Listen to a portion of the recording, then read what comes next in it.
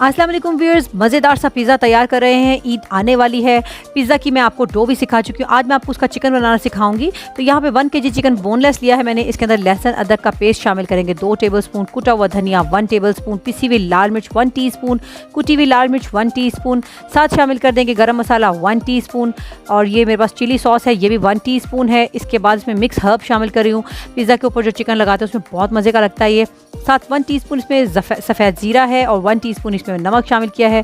Food colour है ज़रदा रंग, थोड़ा सा शामिल किया है मैंने। इससे हमारे चिकन का कलर बहुत खूबसूरत हो जाता है, टिक्के जैसी शक्ल लगती है।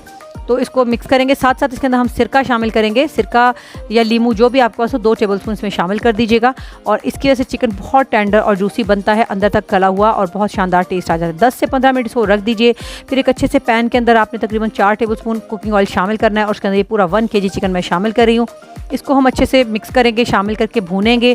थोड़ी देर में अपना पानी छोड़ना शुरू कर देगा तो हम इसे कवर करके अच्छे से पकाएंगे ताकि अच्छी तरह अंदर तक से गल जाए और इसके बाद भी हम इसको भून लेंगे। देखिए हमने जितना भी इसका मॉइस्चर है वो निकल चुका है बाहर और अब हम इसको मज़ीद ड्राई कर देंगे। चिकन भी हमारा गल चुका है, बिल्कुल मज़ेदार सा।